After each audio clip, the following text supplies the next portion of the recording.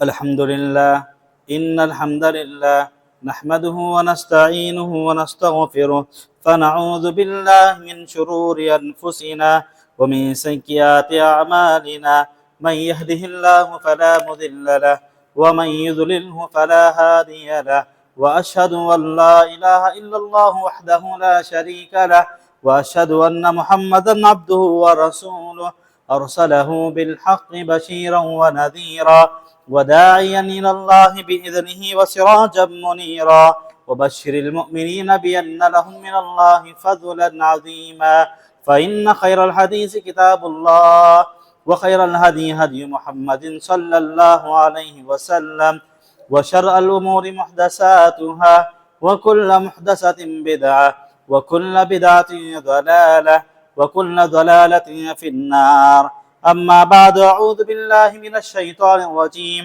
بسم الله الرحمن الرحيم ومن يتق الله يجعل له مخرجا ويرزقه من حيث لا يحتسب وقال النبي صلى الله عليه وسلم تركت فيكم أمرين لن تضلوا ما تمسكتم بهما كتاب الله وسنتي تمام قسم کی تعریف و توصیف، کبریائی و بڑائی، حمد و ثنا، جاہ و جلال، شان و شوکت اس وحدہ لا شریک لہ کے لیے لائق اور زیبا ہے کہ جس نے مجھے اور آپ کو اشرف المخلوقات میں سے عطا فرمایا، اور وہ ذات جس نے ساتوں آسمان اور ساتوں زمینوں کو بنایا صرف 6 دنوں میں، تو ہم اس اللہ رب العالمین کی تعریف اور حمد و ثنا بیان کرتے ہیں۔ بعدہ تمام انبیاء علیہ السلام پر درود و سلام ہو، بالخصوص میرے اور آپ کے آقا تاجدار مدینہ محمد مصطفیٰ احمد مجتبی سرور کونین محسن انسانیت خاتم النبیین صلی اللہ علیہ وسلم پر انگرت درود و سلام ہو۔ حاضرین جمعہ اور معزز خواتین اسلام، آج اس خطبہ جمعہ کے موقع پر میں آپ کے سامنے جس موضوع پر لب کشائی کرنے جا رہا ہوں وہ موضوع ہے رزق کے برکت کے اسباب کیا ہیں۔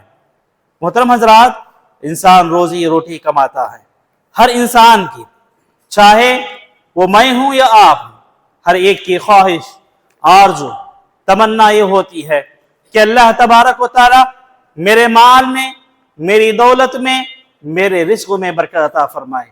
محترم حضرات، جبکہ انسان اس دنیا کے اندر زندگی گزارتے ہوئے انسان جانتا ہے یہ دنیا کی کوئی حقیقت نہیں، یہ دنیا کی کوئی حیثیت نہیں ہے۔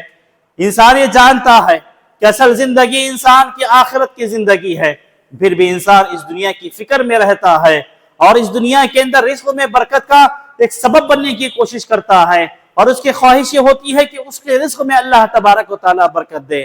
محترم حضرات، دنیا کی حقیقت کیسی ہے؟ علماء اسلام نے اس کو بیان کیا، قرآن و حدیث کا مطالعہ کرتے ہیں، یہ مثال دے کر سمجھایا گیا۔ انگلی کو پانی رکھتا ہے، ایک خطرہ پانی رکھتا ہے، وہ پانی سوکھنے کے لیے کتنا وقت لگتا ہے؟ وہ پانی جو ہماری ایک انگلی کو لگا وہ سوکھنے کے لیے کتنا وقت درکار ہے؟ 1 منٹ کے اندر وہ پانی سوکھ جاتا ہے۔ ویسے یہ دنیا کی حقیقت ہے کہ دنیا ختم ہونے والی ہے، یہ دنیا کی کوئی حقیقت نہیں، اس سے بڑھ کر، پانی کے خطرے سے بڑھ کر دنیا کی کوئی حقیقت نہیں ہے۔ اسی لیے کہنے والوں نے کہا کہ دنیا کی حقیقت در حقیقت پانی کے بلبلے کے مانند ہے، پانی کے بلبلے کے مانند ہے۔ پانی پر یہ جو بلبلہ آتا ہے، جس کو ہم اپنی زبان میں پانی پر آنے والے بلبلے کو ہم بگا کہتے ہیں، جو چھوٹا سا ہوا بھرا ہوا بگا آتا ہے، بلبلہ آتا ہے، چھوٹی سی ہوا آتی ہے، یہ کوئی پھونک دیتا ہے، یہ کوئی چیز لگ جاتی ہے، یہ حرکت کرتا ہے تو وہ بلبلہ ٹوٹ جاتا ہے، پھوٹ جاتا ہے۔ دنیا بھی ایسی ہے میرے بھائیوں۔ آخرت کیسی ہے؟ آخرت سمندر کے پانی کی طرح ہے۔ سمندر کا پانی کبھی ختم ہونے والا نہیں ہے۔ جس طرح سمندر کا پانی کبھی ختم ہونے والا نہیں ہے، ویسے ہی آخرت کے دن جنت کی نعمتیں کبھی ختم ہونے والی نہیں۔ سبحان اللہ۔ تو لہٰذا میری اور آپ کی خواہش یہ ہونی چاہیے کہ میں اور آپ جنت میں کیسے داخل ہو سکتے ہیں، جہنم سے اپنے آپ کو کیسے بچا سکتے ہیں، ہماری خواہش، ہماری تمنا یہی ہونی چاہیے۔ محترم حضرات، اور آج کل ہم دنیا میں مال کماتے ہیں، دولت کماتے ہیں، اپنے بیوی بچوں کو، اپنے گھر بار کو، اپنے معاشرے کو پاک و صاف رکھنے کی کوشش کرتے ہیں اور اللہ تبارک و تعالیٰ سے دعائیں کرتے ہیں، اے اللہ تو میرے مال میں برکت عطا فرما، اے اللہ تو میری روزی میں برکت عطا فرما، تو میرے بھائیوں یہ دعائیں کرنے سے برکتیں حاصل نہیں ہوں گی، یا پھر محنت کرنے سے برکتیں حاصل نہیں ہوں گی، یا پھر کسی کے سامنے بھیک مانگنے سے برکت نہیں ہوگی، برکت ہوگی اللہ کی جانب سے ہوگی۔ اگر اللہ تبارک و تعالیٰ کسی کے مال میں، کسی کے رزق میں برکت دینا چاہتا ہے تو اللہ تعالیٰ اسے برکت دے کر رہتا ہے۔ اب آئیے محترم حضرات، اب اسی ٹاپک پر، اسی بات پر ہم گفتگو کریں گے کہ اگر ہم چاہتے ہیں کہ ہمارے رزق میں، ہمارے مال میں، ہماری دولت میں، ہمارے پیسے میں، ہماری کمائی میں، ہماری زندگی میں برکت ہو تو ہمیں کیا کرنا چاہیے؟ ان تمام باتوں کے ایک ہی خلاصہ نکلتا ہے کہ ہماری مال میں، ہماری کمائی میں برکت اسی وقت ہوگی جب اللہ تبارک و تعالی ہم سے راضی ہوگا، اللہ تبارک و تعالی ہم سے خوش ہوگا، تبھی جا کے ہمیں برکت حاصل ہوگی، ورنہ انسان کتنا بھی کمائے برکت نہیں رہے گی۔ ظاہر سی بات ہے، جس کے مال میں برکت نہ ہو، جس کی دولت میں برکت نہ ہو، جس کی زندگی میں برکت نہ ہو، جس کے رزق میں برکت نہ ہو، یہ دنیا کا سب سے بڑا بدنصیب اور سب سے بڑا بدنصیب شخص کہلائے گا میرے بھائی۔ محترم حضرات، اگر ہم اپنے مال میں، زندگی کے اندر برکت چاہتے ہیں، وہ بھی اللہ کی نعمتوں کو چاہتے ہیں، اللہ کی انعامات کو حاصل کرنا چاہتے ہیں، ایسی صورت میں چند پہلوؤں کو، چند نکات کو اپنی زندگی کے اندر لا لینا، شامل کر لینا میرے لیے اور آپ کے لیے ضروری ہے۔ محترم حضرات، وہ سب سے پہلا عمل ہمیں کیا کرنا ہے کہ جس سے اللہ تعالی ہم سے خوش ہو جائے اور ہمارے رزق میں برکت دے، تو پہلا کام ہمیں کرنا ہے ایمان و عمل صالح۔ محترم حضرات، اللہ تبارک و تعالیٰ نے سورۃ العصر کے اندر ایک تفصیلی بات بتائی، والعصر، اللہ تعالیٰ نے زمانے کی قسم کھایا، پھر اس کے بعد دوسری آیت میں اللہ تعالیٰ نے انسان کی حقیقت کو بیان کیا، کہا ان الانسان لفی خسر، دنیا کے اندر جتنے بھی انسان ہیں، دنیا کے اندر جتنے بھی انسان آئے ہیں اور آنے والے ہیں، سب کے سب نقصان میں، سب کے سب گھاٹے میں ہیں، نقصان میں ہیں، گھاٹے میں۔ پھر اس کے بعد اللہ تبارک و تعالیٰ نے تیسری آیت کریمہ کے اندر استثناء کیا کہ 4 قسم کے ایسے لوگ ہیں کہ جنہیں کبھی نقصان نہیں ہوگا، جنہیں کبھی گھاٹا نہیں ہوگا، ان 4 لوگوں کا ہمیشہ فائدہ ہی فائدہ ہوگا۔ ان میں پہلے 2 لوگوں کا تذکرہ کیا، الا الذین آمنوا وعملوا الصالحات، یہاں پر 2 لوگوں کا تذکرہ کیا کہ وہ لوگ جو ایمان لائے اور عمل صالح کیے۔ نمبر 1 آمنوا، ایمان لائے اللہ پر، نمبر 2 عملوا الصالحات وعملوا الصالحات، ایمان لانے کے بعد دوسرا کام ان کا عمل صالح ہے۔ تو یہ لوگ اللہ کے مقرب بندے ہیں، اللہ کے نیک بندے ہیں، ایسے لوگوں کی زندگی میں اللہ تعالیٰ اپنی نعمتوں سے ان کی زندگیوں کو دوبھر کر دے گا، بھر دے گا میرے بھائیوں۔ آج ہمارا حال کیا ہے میرے بھائیوں؟ الحمدللہ ہم ایمان لائے، ہم مانتے ہیں، مگر جو دوسری شرط اللہ تعالیٰ نے رکھی وعامل الصالحات، عمل صالح کرے، مطلب کیا ہے؟ عمل صالح کا مطلب ہے نیک کام، نیک عمل، اچھے کام۔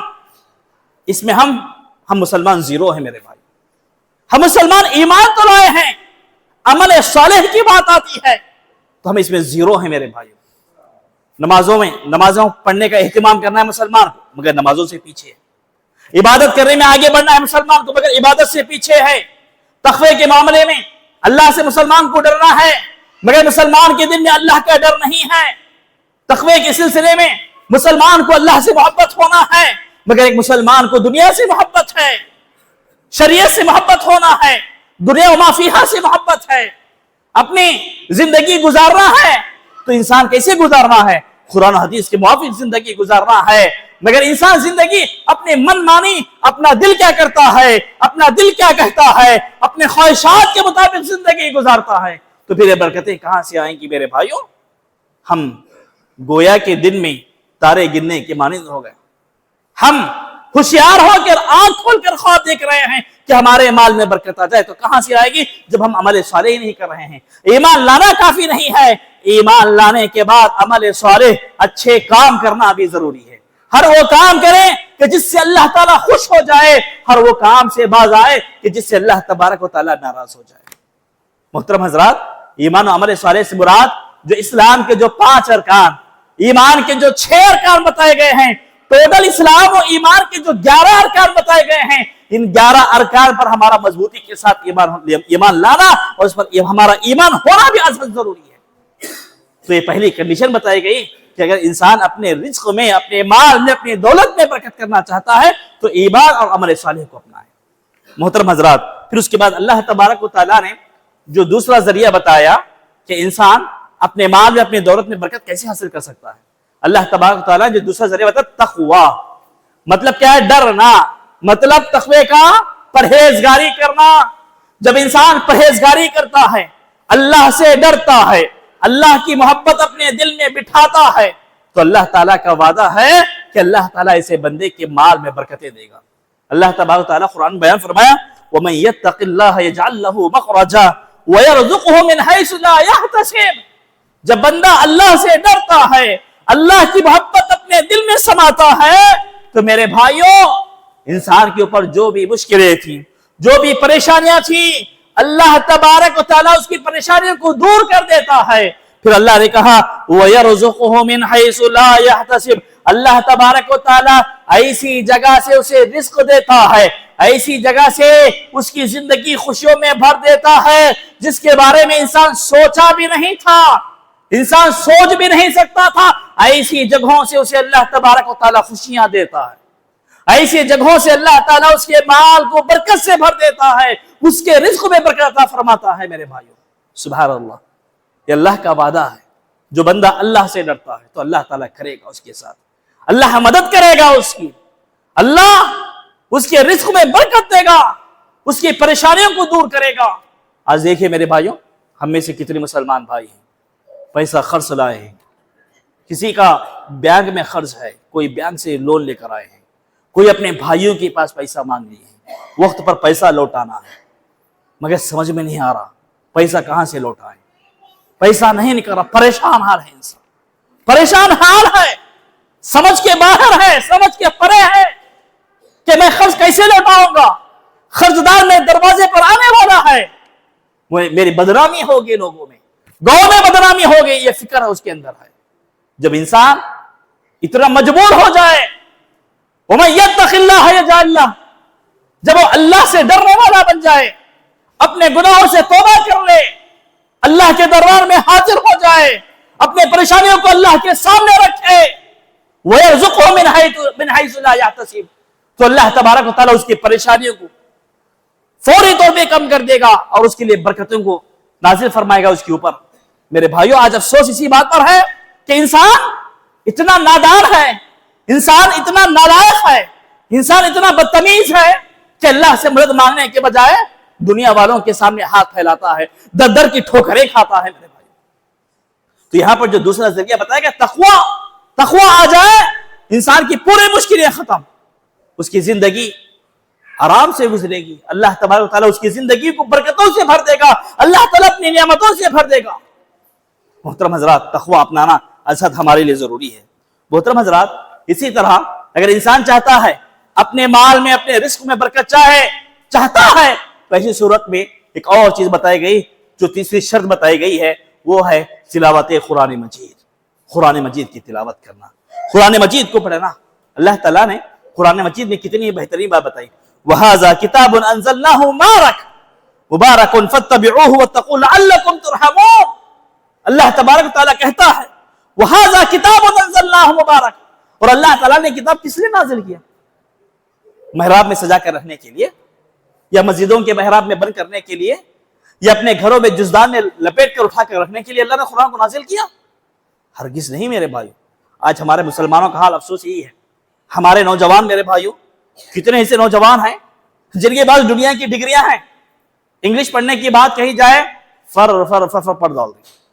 وہی مسلمان سے، اسی نوجوان سے جس کی عمر 20 سال 30 40 سال کی ہے، پوچھو تو جو قرآن پڑھنا آتا، کہتا ہے مجھے قرآن پڑھنا نہیں آتا، اور اس پر افسوس کریلا نیند چڑھائی ہے، اسے افسوس بھی نہیں ہوتا اس نوجوان کو، اس نوجوان کو افسوس تک نہیں ہوتا کہ مجھے قرآن پڑھنا نہیں آتا، جبکہ اللہ تبارک و تعالیٰ نے کہا اگر تم قرآن پڑھو گے لعلکم ترحمون، تو شاید تم پر رحم کیا جائے گا، اللہ تعالیٰ تم پر رحم کرے گا، تمہاری زندگی خوشیوں میں بدل جائے گی، تمہاری زندگی کے اندر برکتیں ہی برکتیں ہوں گی۔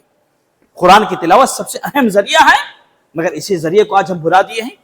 آج ہماری مسجد کے اندر قرآن رکھا ہوا ہے، پڑھنے والے نہیں ہیں، آج ہمارے گھروں میں قرآن موجود ہے. آج ہماری خواتین ٹی وی دیکھنے اور سیریل دیکھنے سے فرصت نہیں. آج ہمارے نوجوانوں کے پاس موبائل ہاتھ میں ہے.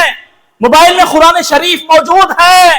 موبائل میں یوٹیوب دیکھنے کے لیے وقت ہے, نیوز دیکھنے کے لیے وقت ہے, شارٹس ویڈیوز دیکھنے کے لیے ان کے پاس وقت ہے, مگر قرآن پڑھنے کے لیے وقت نہیں ہے. ریزن کیا ہے میرے بھائیو؟ قرآن کیوں نہیں پڑھتے؟ ایک ہی جواب آسانی کے ساتھ, ہمیں قرآن پڑھنا نہیں آتا. میرے بھائیو, یہ قرآن جو ہماری زندگیوں کو برکتوں سے بھر دیتی ہے, آج ہم اسی تلاوت قرآن سے دور بھاگ رہے ہیں. یہ قرآن جو انسان کی زندگی کو بدل دیتی ہے, اسی سے آج ہم دور بھاگ رہے ہیں. حضرت عمر بن خطاب رضی اللہ تعالیٰ عنہ یہی سے مشہور صحابی ہیں. ایمان لانے سے پہلے کی بات ہے, تلوار خریدے محمد کو قتل کرنے کے لیے, دین کا خاتمہ کرنے کے لیے. خباب بن ارت نے جب قرآن کی آیتیں سنائیں تو ان کا دل پگھل گیا. جو شخص تلوار اٹھایا تھا دین کو ختم کرنے کے لیے, اسلام کے خاتمے کرنے کے لیے, مگر اسی شخص نے دین کی حفاظت کے لیے تلوار کو باندھ لیا. یہ قرآن مجید کی تاثیر ہے میرے بھائیوں, ہماری زندگیوں کو بدل کر رکھ دیتی ہے. مگر افسوس یہ ہے کہ آج ہم قرآن پڑھنا نہیں چاہتے ہیں. محترم حضرات, اسی طرح جو چوتھا ذریعہ ہے کہ انسان اپنے رزق میں, اپنے مال میں برکت حاصل کرنا چاہتا ہے, وہ ہے شکر گزاری. وہ ہے شکر گزاری. اللہ تعالیٰ نے قرآن مجید میں بیان فرمایا, لئن شکرتم لازیدنکم ولئن کفرتم ان عذابی لشدید. اللہ کی نعمتوں پر میری اور آپ کی ذمہ داری کہ ہم اللہ کا شکر ادا کریں. اللہ جو نعمتیں دیا شکر ادا کریں. ابھی ہم لوگ کھیتوں میں ہیں, فصل کاٹے, گھر کو آ گیا فصل, اناج گھر میں آ گیا, کیا کرتے ہم لوگ؟ پیسے کٹا لے کو بینک میں جا کو ڈال کو آتے. ہماری ذمہ داری ہو گئی یہاں پر؟ نہیں, یہاں پر اللہ کا شکر ادا کرنا چاہیے تھا مجھے. ہماری ذمہ داری یہ بنتی ہے کہ ہم اللہ کا شکر ادا کرتے. اے اللہ تو نے مجھے پیسوں سے نوازا, اے اللہ تو نے میرے اناج میں, میری کمائی میں, میری فصل میں, میری زراعت میں, میری کھیتی میں تو نے مجھے برکت دی. کبھی ہم نے شکر کیا؟ کیا کبھی ہم نے اپنے اناج سے زکات نکالا؟ نہیں. زندگی گزر رہی ہے, بس ایسی زندگی گزر رہی ہے. اللہ کا شکر کب ادا کرو گے؟ شکر کا مطلب ہے کہ اللہ کی عبادت کرنا ہے, اللہ کو راضی کرنا ہے, اللہ کو خوش کرنا ہے. ہم بس ایسی زندگی گزار رہے ہیں. اسی لیے اللہ نے کہا کہ جب تمہارے پاس کوئی اللہ کی نعمت آئے, اللہ کی نعمت پہنچے, یقین مانیے ہمیشہ ہمیں اللہ کی نعمتیں مل رہی. ہمیشہ اللہ کی نعمتیں صبح سے لے کر شام تک. جو دن اور رات کے 24 گھنٹے ہوتے ہیں, یہ 24 گھنٹے اللہ کی نعمتیں, اللہ کی انعامات ہمارے اوپر ہیں. اللہ کی نعمتیں, اللہ کے انعامات ہمارے اوپر ہیں میرے بھائیو. ہمارا سونا, جاگنا, اٹھنا, بیٹھنا, چلنا پھرنا, یہ اللہ کا انعام, اللہ کی نعمت نہیں تو پھر کیا ہے؟ تو اللہ کی نعمتوں پر اللہ کا شکر ادا کرنا چاہیے. ان عذاب ربک لشدید. اگر ہم اللہ کی نعمتوں پر اللہ کا شکر ادا نہیں کریں گے تو اللہ تعالیٰ دردناک عذاب دے گا, اور ہمارے مال میں, ہماری دولت میں کبھی برکت نہیں ہوگی. تو لہذا شکر گزاری بھی ایک سب سے اہم ذریعہ ہے اپنے مال میں برکت کمانے کا. محترم حضرات, اسی طرح جو پانچواں ذریعہ ہے, اللہ پر بھروسہ کرنا, اللہ کی ذات پر بھروسہ کرنا. ہم نے کھیت میں کوئی پیک ڈالی, چنے, جاری, جو بھی چیز ہم نے حلال چیز ڈالی. اب یہاں پر ہماری نیتیں کیا ہونی چاہیے؟ دنیا والوں پر نہیں, طوفانوں پر نہیں. طوفان آئے گا تو ہماری فصل برباد ہو جائے گی, طوفان آئے گا تو ہمارے پیک نقصان ہو جائے گی. نہیں, ہمارا بھروسہ اللہ پر ہونا کہ جتنا بھی طوفان آئے اللہ تعالیٰ ہمیں اس میں برکت دے گا. جتنی بھی پیک آئے گی اللہ اس میں مجھے برکت دے گا. یہ ہمارا ایمان ہونا ہے. وَتَوَكَّلْ عَلَى اللَّهِ, اللہ کی ذات پر بھروسہ. آج ہمارا بھروسہ طوفانوں پر, فلاں پر, فلاں اب طوفان آئے گا, طوفان لگے گا, ہمارے پیک برباد ہو جائے گا, ہمیں نشکم ہوگا, ہمیں نقصان ہوگا. یہی آج ہم اسی کے پیچھے پڑے. بارش پڑ رہی ہے یا بارش نہ بھی ہو رہی ہے, فصل صحیح سے نہیں آ رہی ہے, ہمیں لگ رہا ہے کہ آج ہماری کھیت میں مجھے نقصان ہونے والا ہے. حیبت کرنے کی ضرورت نہیں ہے, فکر کرنے کی ضرورت نہیں ہے. اللہ کی ذات پر وتوکل علی اللہ, اللہ کی ذات پر بھروسہ رکھو تو اللہ تعالیٰ اس ہماری کمائی میں یا ہماری کھیت میں جو نقصان ہوا ہے, اگر ہم اللہ کی ذات پر بھروسہ رکھیں گے, اگر وہ کمائی ہمارا کھیت حلال کا ہوگا, یقین مانیے جو مٹھی بھر پیسے آئیں گے, جو 1 روپیہ 2 روپیہ ہی آئے گا, مگر اللہ تعالیٰ اس میں برکت ضرور دے گا. یہ اللہ کی ذات پر بھروسہ ہونا سب سے اہم چیز ہے میرے بھائیو.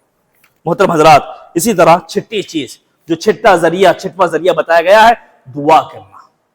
دعا کے بارے میں یہ بات مشہور ہے کہ دعا تقدیر کو بدل دیتی ہے. ہمیں لگ رہا ہے کہ ہماری زندگی مشکلات سے بھری ہوئی ہے، ہماری زندگی مشکلات میں گھری ہوئی ہے، ایسی صورت میں انسان دعا کا ہتھیار اپنانا چاہیے، بار بار اللہ تعالیٰ سے دعا کرنا چاہیے۔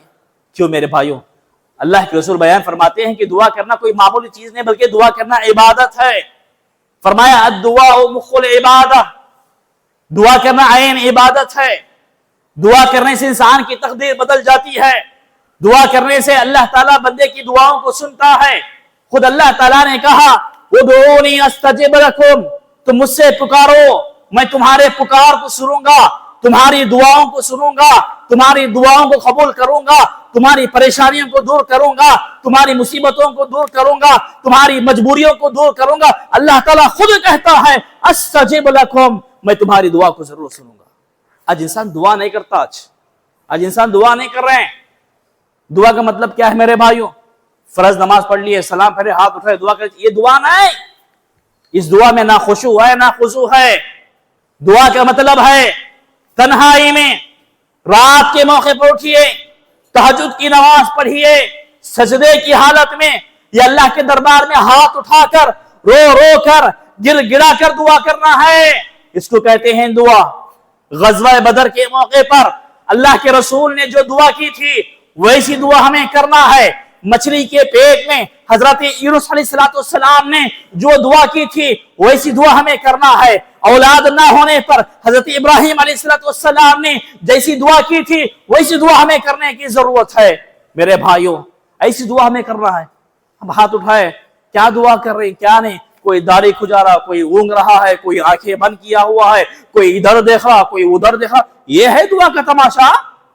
ایسی دعائیں قبول نہیں ہوں گی، دعاؤں کے شرائط کے خلاف، دعا کے ادب کے خلاف۔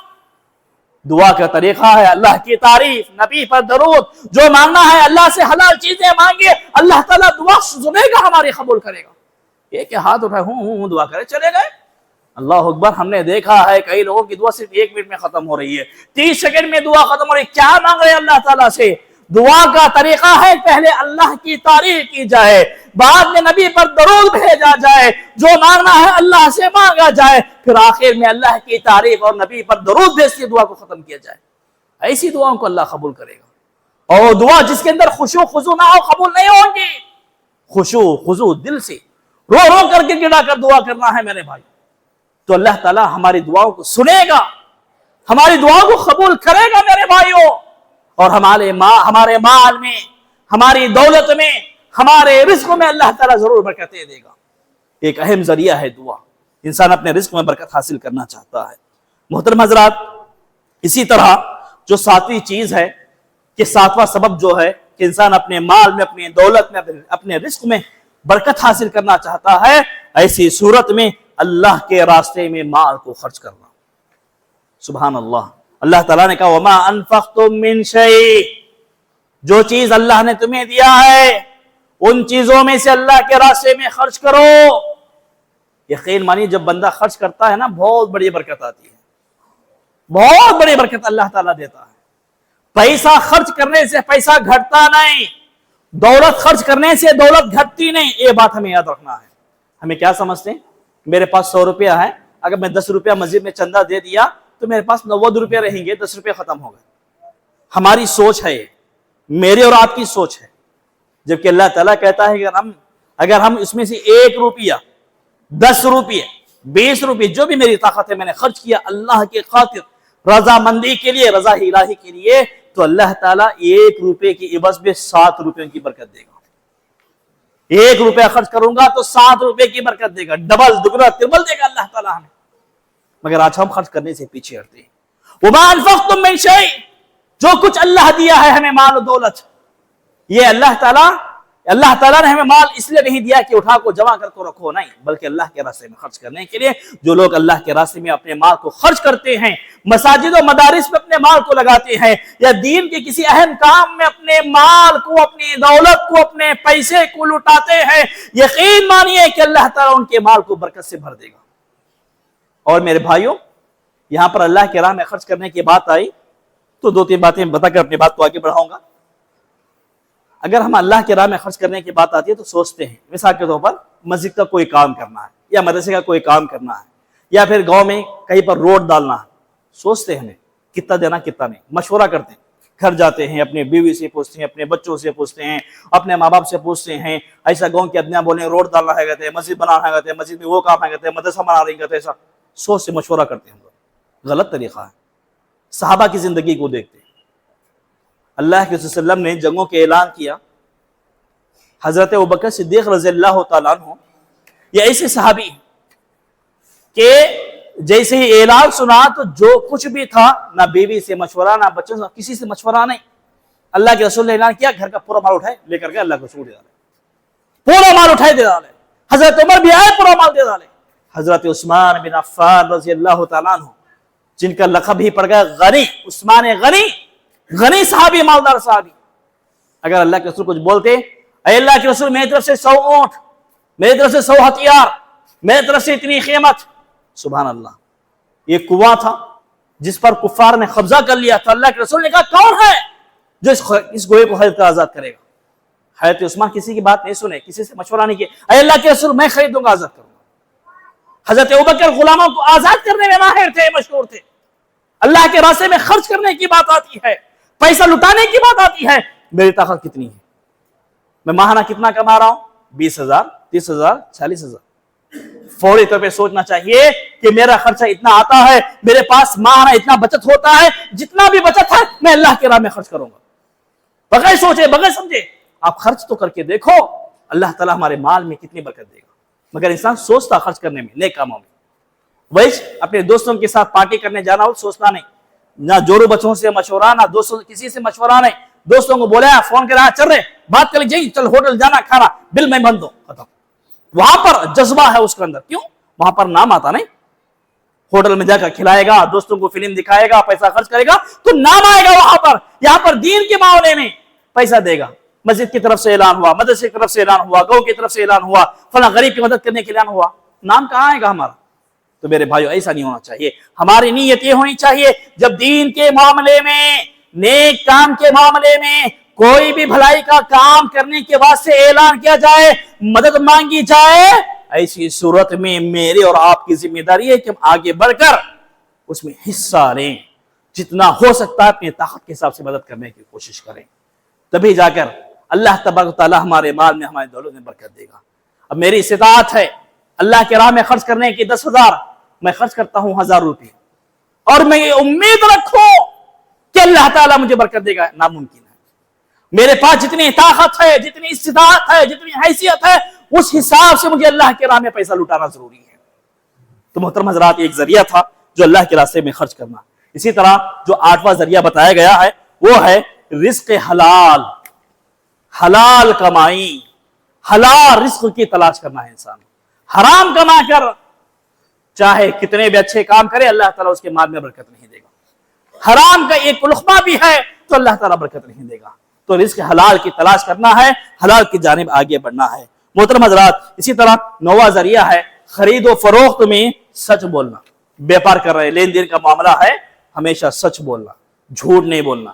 اگر میں بیپاری ہوں تو میری ذمہ داری ہے کہ سامنے والے کو بیچ رہا ہوں تو اپنا مال بکانے خاطر جھوٹ بول کر بیچنا حرام ہے، بلکہ میں سچ بول کر بیچوں گا تو اللہ تعالیٰ مجھے اس میں فائدہ دے گا، نفع پہنچائے گا۔ میرے بھائی، گرچہ سامنے والا گراہک خریدے نہ خریدے اس کی مرضی ہے، مگر اللہ تعالیٰ کا وعدہ ہے اگر میں اپنا بیپار سچ صحیح معنوں میں سچے طریقے سے کروں گا تو اللہ تعالیٰ برکت دے گا۔ اگر میں جھوٹ بول کر، دھوکہ دے کر، فریب دے کر کسی کو نقصان پہنچانے کے لیے یا پھر اپنا مال بکوانے کے لیے جھوٹ بولوں گا تو پھر اللہ تعالیٰ میرے مال میں اور دولت میں برکت نہیں دے گا۔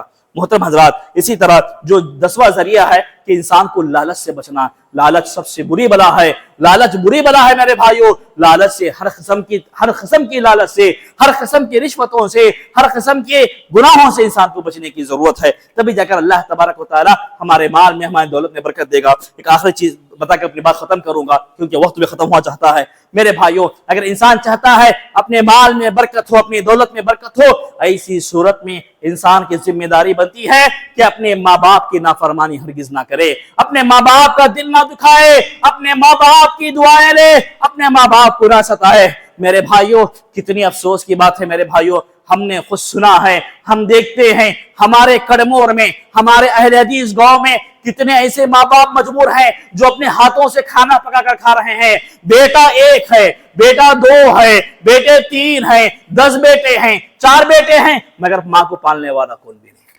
ماں کو پالنے والا کون بھی نہیں، چھوڑ ڈالے ماں کو لاوارث، تیرا کام تیرے کو، ہمارا کام۔ اللہ اکبر۔ ایسی ماں کی نافرمانی کرنے والی اولاد کبھی کامیاب نہیں ہوگی۔ کان کھول کر سن لے، اگر اس برائی میں میں بھی شامل ہوں، اللہ کی یہاں مجھے جواب دینا ہوگا۔ اور اللہ کا وعدہ ہے، جو بچے اپنے ماں باپ کا خیال نہیں رکھتے، اللہ کی بھی کوئی ذمہ داری نہیں کہ اس بندوں کی حفاظت کرے۔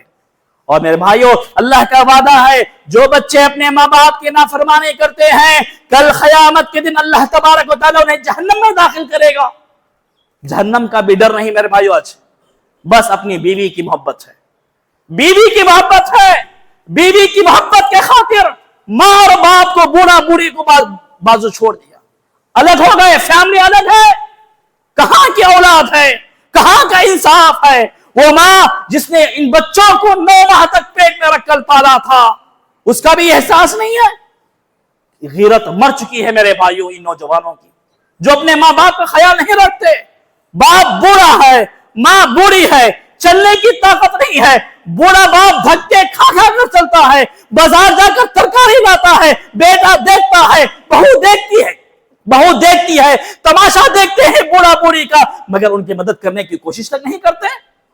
اور یہاں پر یہ امید لگائے ہیں کہ اللہ تعالیٰ مجھے برکت دے، میرے مال میں برکت دے، میری کمائی اچھی ہو۔ جوڑوں بچوں کو پالنے کی فکر ہے، ماں باپ کو پالنے کی فکر نہیں ہے، ماں باپ کا ذرا بھی خیال نہیں ہے۔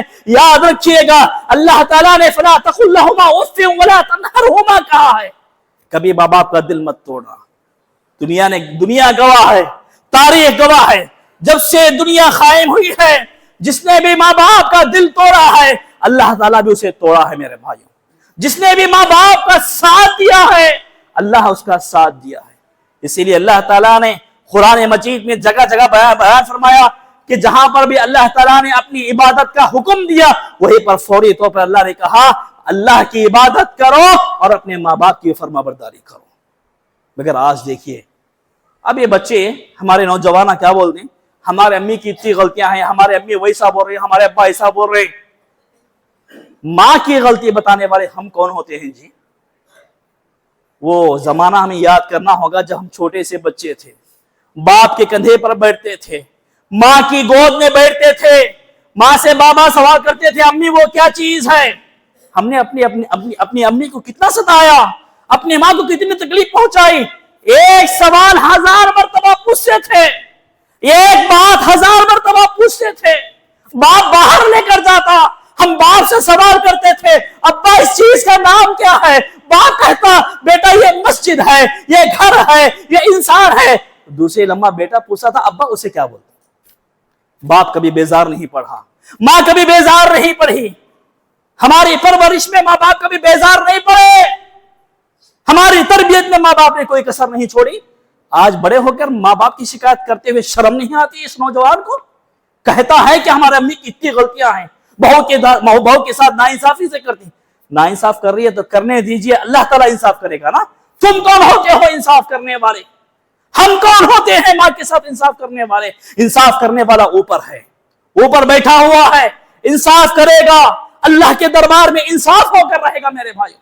تو جو لوگ بھی اپنے ماں باپ کی نافرمانی کر رہے ہیں، ہوشیار ہو جائیے، اپنے ماں باپ کا ساتھ دیجئے، اپنے ماں باپ کو اپنے پاس بلوا لیجئے۔ یقین مانیے، بڑے لوگ کہتے ہیں ماں مر گئی تو ماں نہیں ملتی، جورو مر گئی تو جورو ملتی۔ بڑے لوگوں کی بات ہے، حقیقت ہے۔ بیوی مر جائے، انتقال ہو جائے تو اور ایک بیوی شادی کر کے لا سکتے ہیں۔ کیا ماں اور باپ کو لا سکتے ہیں آپ؟ کیا میں اور آپ مل کر ماں اور باپ کو لا سکتے ہیں؟ نہیں لا سکتے۔ تو پھر ماں باپ کی نافرمانی کیوں کی جا رہی ہے؟ وہ بیوی جو ہمارا بچپن سے کوئی ساتھ نہیں دی، ہماری جوانی پر شادی کر کے ہمارے گھر میں آ کر فتنہ مچا رہی ہے، اسی بیوی کی محبت میں پڑھ کر اپنے ماں باپ کو دھکے مار کے گھر سے باہر نکالنا، یہ کہاں کی انصاف کی بات ہے؟ تو میرے بھائیوں، ضرورت اس بات کی ہے کہ یہاں پر جو 11واں جو سبب بتایا گیا ہے کہ جو لوگ بھی والدین کی، ماں باپ کی نافرمانی کرتے ہیں، ماں باپ کا خیال نہیں رکھتے، اللہ تبارک و تعالیٰ ان کی زندگیوں کو مشکلات سے دو بھر کر دے گا، ان کی زندگی میں کوئی برکت نہیں رہے گی، کسی قسم کی برکت نہیں رہے گی، نہ اولاد کے سلسلے میں برکت، نہ مال و دولت کے سلسلے میں برکت، کچھ بھی برکت نہیں رہے گی۔ اگر وقتی طور پر برکت دکھتی ہے مگر یہ برکت نہیں ہے، بلکہ اللہ کی جانب سے عذاب ہوگا ان لوگوں کے لیے۔ تو محترم حضرات، خلاصہ کلام یہی ہے کہ انسان کو چاہیے کہ وہ ان تمام چیزوں کو خیال رکھ کر اپنی زندگی گزارنے کی کوشش کرے، اور ان تمام باتوں کو اپنے ذہن میں بٹھا کر اپنی زندگی کے اندر سدھار لانے کی کوشش کریں۔ کہیں ایسا تو نہیں کہ اگر میرے اندر کوئی بھی ایک بھی خامی ہے تو یقین مانیے کہ اللہ تعالیٰ ہمارے مال میں برکت نہیں دے گا۔ ہر انسان کی خواہش تمنا نہیں ہوتی ہے اس کے مال میں برکت ہو، اس کی دولت میں برکت ہو۔ اگر برکتیں چاہتے ہیں تو ان اسباب کو اپنانے کی ضرورت ہے۔ اللہ تعالیٰ سے دعا ہے کہ اللہ تبارک و تعالیٰ کہنے والے کو، سننے والوں کو عمل کی توفیق عطا فرمائے۔ اے اللہ ہم تمام مسلمانوں کو تو جب تک اس دنیا میں زندہ رکھے دین اسلام پر زندہ رکھ۔ اے اللہ جب بھی ہمارا خاتمہ ہو تو دین اسلام پر ہو۔ اے اللہ ہم تمام مسلمانوں کو، خصوصاً ہمارے نوجوانوں کو، اپنے ماں باپ کا خاص خیال رکھنے کی توفیق عطا فرما۔ اے اللہ ہمارے ان نوجوانوں کو، اے اللہ ہماری گھر کی بہوؤں کو اپنے ساس سسر کی خدمت کرنے اور ان کی تابعداری کرنے کی توفیق عطا فرما۔ اے اللہ ہم تمام مسلمانوں کو دین پر چلنے کی توفیق عطا فرما، دین کے مطابق اپنی زندگی گزارنے کی توفیق عطا فرما۔ آمین۔ ربنا تقبل منا انك انت السميع العليم وتب علينا انك انت التواب الرحيم۔ سبحان ربك رب العزة عما يصفون وسلام على المرسلين والحمد لله رب العالمين۔